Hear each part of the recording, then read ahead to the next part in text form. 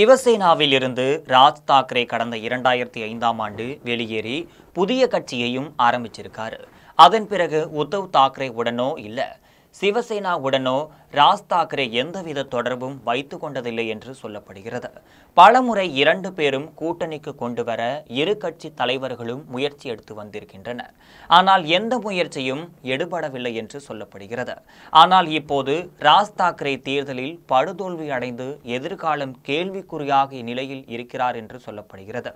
உத்தவ் தாக்கரேவும் சொந்த கட்சியை துணை முதல்வர் ஏக்நாத் சிண்டேயிடம் இழந்துவிட்டு இப்போது தனிமரமாக தான் நின்று கொண்டிருக்கிறார்.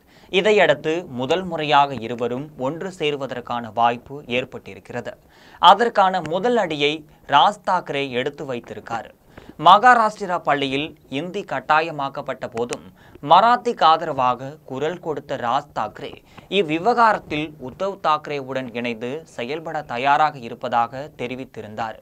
இதற்கு பதிலளித்துள்ள உத்தவ் தாக்கரே தானும் ராஜ் தாக்கரேவுடன் இணைந்து செயல்பட தயாராக இருப்பதாகவும் தெரிவிச்சிருக்காரு. தற்போது ராஜ் தாக்கரேவும் உத்தவ் தாக்கரேவும் தங்களது குடும்பத்துடன் விடுமுறை கழிப்பதற்காக வெளிநாட்டிற்கு சென்றிருக்கின்றனர். ராஜ் தாக்கரே வரும் 29ஆம் தேதி நாடு திரும்புகிறார்.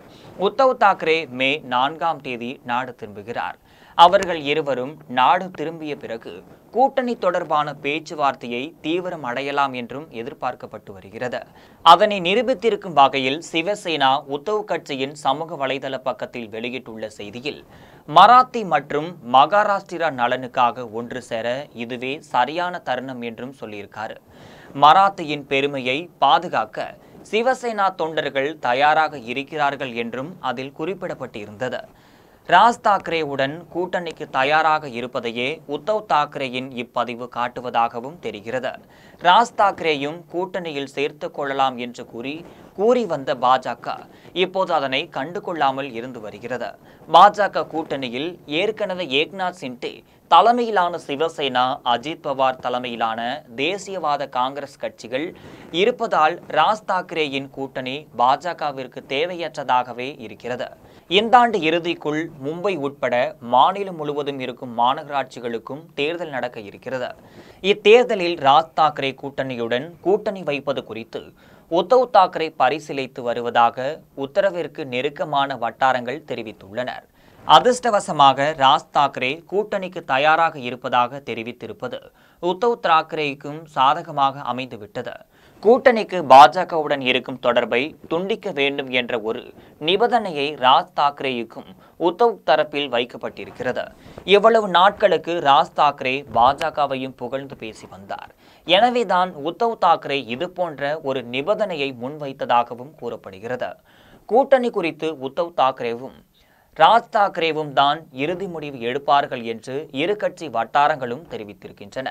இது குறித்து ராஜ் தாக்கரே கட்சி நிர்வாகி ஒருவர் கூறுகையில், உத்தவ் தாக்கரே கூட்டணிக்கு முன்னெடுத்தால் நாங்களும் அதற்கு சாதகமாகவே பதிலளிப்போம் என்றும் சொல்லியிருக்காங்க.